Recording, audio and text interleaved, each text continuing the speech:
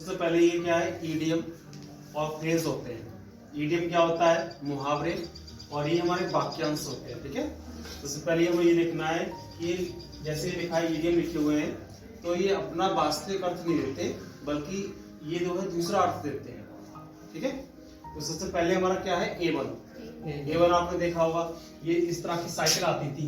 ये cycle A1 आती है, अरे साइकिल आती है, ये हैंडल लगा हुआ है, ये A1 है, मान लो साइकिल है। ठीक है, पहले ये साइकिल कैसी होती थी, A1 आती थी, पहले सबसे पहले साइकिल चली थी, और A1 सबसे बेस्ट साइकिल थी।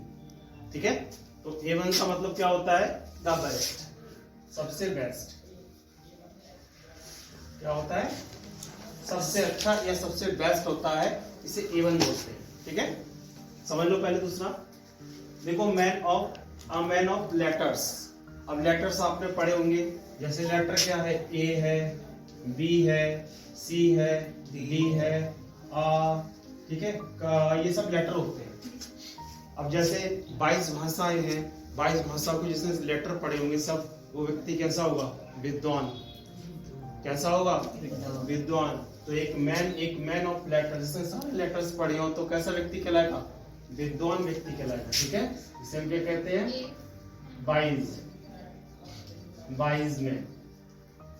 ठीक है, इंटेलिजेंट मैन हो जाएगा, वाइज मैन इस तरह से होगा। ठीक है, पहला हमारा क्या था, A1 साइड कैसी होती है, द बेस्ट होती है। दूसरा क्या था, अ मैन ऑफ लेटर्स है, यानी एक विद्वान व्यक्ति, जिसमें सारे लेटर्स का ज्ञान हो, वो विद्वान व्यक्ति हो जाएगा। नेक्स्ट है एट द 11th आवर, यानी एट द 11th पीस होता है 11, यानी 11 घंटे। अब ये हमने क्या है, एक वॉच बनाई, मान लो ये वॉच है। ठीक है, इसमें 12, 6, 3, 9, 1, 2, 4, 5, 7, 8, 10, 11। ठीक है, ये है। अब ये हमारी ये वाली इस तरह से,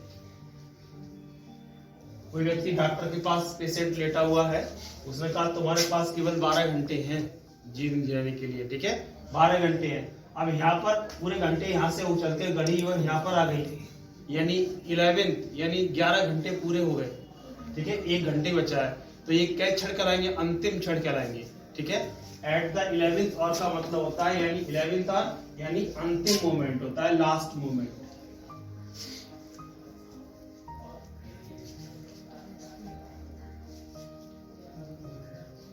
लास्ट मोमेंट्स। ठीक है, अंतिम क्षण कहते हैं या अंतिम घंटे। देखो पूरी घड़ी यहाँ से यहाँ तक आएगी, या लास्ट यानी 11th पर आ जाएगी, तो समझेगा कि अंतिम क्षण आ गई। ठीक है, तो अंतिम घंटे लास्ट मोमेंट कहते हैं इसके लिए।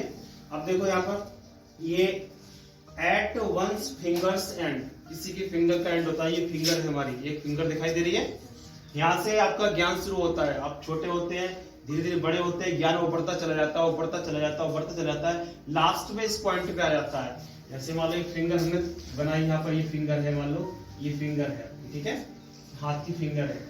अब यहाँ से आपने ज्ञान यहाँ से स्टार्ट हुआ, यहाँ से स्टार्ट हुआ, यहाँ से हुआ, यहाँ पे क्या है, लास्ट में पहुंच गया। ये ज्ञान क्या है, लास्ट में पहुंच गया। ठीक है, इसका मतलब आप कैसे बन जाएंगे, विद्वान बन जाएंगे। ठीक है, तो यहाँ पर एट वंस फिंगर एंड, यदि किसी के फिंगर का एंड मिल जाएगा, तो जब पूर्ण ज्ञान इसको होगा। ठीक है, कंप्लीट नॉलेज, यानी कह सकते हैं फुल नॉलेज।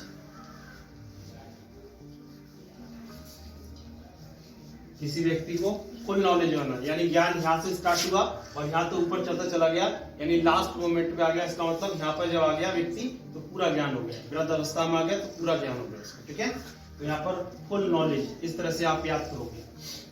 अब ब्लैक शीप, अब एक बहुत बड़ा वो है, मैदान है, उसमें सारी शीप भी जानते हो, भेड़ होती है, और भेड़ें कैसे रंग की होती है, वाइट। ठीक है, तो सारी वाइट है, को वहां से वहां तक वाइट दिखाई दे रही है, लेकिन इसमें से एक भेड़ ऐसी है, वो ब्लैक है।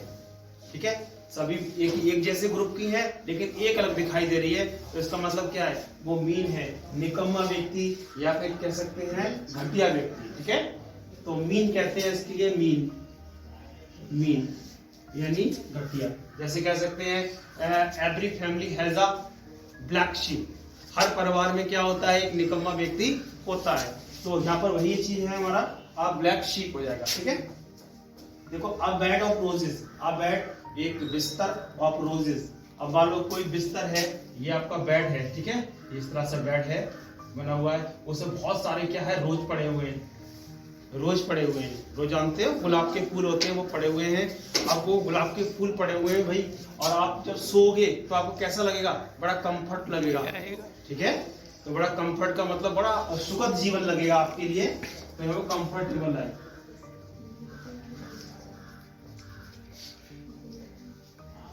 कंफर्टेबल लाइफ, इसके लिए हम कह सकते हैं आजकल जो the post of DM is not a bed of रोज। आजकल जो डीएम की पोस्ट है वो बेड ऑफ रोज नहीं है, फूलों की सेज नहीं है, इसे कहते हैं फूलों की सेज या कंफर्टेबल लाइफ, यानी आरामदायक जीवन है। कहीं बताओ, आज कोई पोस्ट ले लो, प्रिंसिपल की पोस्ट है क्या, ये पोस्ट बेड ऑफ रोजेस है? नहीं है ना, बहुत कठिन है। अब देखो यहाँ पर बहुत सारे बच्चे बैठे हुए थे, यहाँ पर ये बोर्ड लगा हुआ है, ठीक है, एक क्लास चल रही है, यहाँ पर क्या है क्लास चल रही है, ठीक है, जैसे यहाँ पर एक क्लास चल रही थी, ये बोर्ड लगा हुआ है, सपोज दैट यही वाला बोर्ड है। अब बच्चे कह रहे हैं सर दिखाई नहीं दे रहा, दिखाई नहीं दे रहा, तो हमने क्या किया, इस बोर्ड को थोड़ा ऊपर उठा दिया, ठीक है। अब बच्चे कह रहे हैं अरे सर स्पष्ट दिखाई दे रहा है, क्लियर दिखाई दे रहा है, ठीक है। तो जब एबव का मतलब होता है ऊपर करना, बोर्ड ये बोर्ड है, बोर्ड को जैसे ऊपर करोगे वैसे क्लियर दिखाई देगा, ठीक है। तो इसका मतलब होता है क्लियर, स्पष्ट या क्लियर बोलते हैं, क्या कहते हैं, स्पष्ट या क्लियर। अब एक बार रिवाइज करो, देखो A1 साइकिल कैसी होगी, बेस्ट होगी, सबसे बेस्ट होगी। अब मैन ऑफ लेटर का मतलब विद्वान व्यक्ति हो गया वाइज मैन, ठीक है, इसे सारे लेटर पता होंगे, हो गया wise man. At the 11th अंतिम क्षण हो जाएगा, इसका मतलब लास्ट मोमेंट, ठीक है, अंतिम क्षण हो जाएंगे जब 11 घंटे पूरे हो जाएंगे। एट वंस फिंगर एंड, ये किसी के फिंगर का एंड होता है, तो वो पूर्ण विद्वान हो जाएगा, उससे पूरा ज्ञान हो जाएगा, ठीक है। अब ब्लैक शीप, सभी शीप कैसी है, व्हाइट है, लेकिन एक शीप कैसी है, ब्लैक आ गई उसमें, इसका मतलब मीन या घटिया व्यक्ति। अब बेड ऑफ रोजेस, इसे कहते हैं बेड ऑफ रोज, एक ऐसा बेड जिसमें बहुत सारे रोज पड़े हुए हैं, तो कंफर्टेबल जीवन होगा, ठीक है। तो कंफर्टेबल लाइफ कहते हैं, बहुत ही आरामदायक है, सुखद जीवन, ठीक है। एबव बोर्ड, अगर बोर्ड को ऊपर कर दोगे तो कैसा दिखाई देगा, स्पष्ट या क्लियर, ठीक है। Thank you.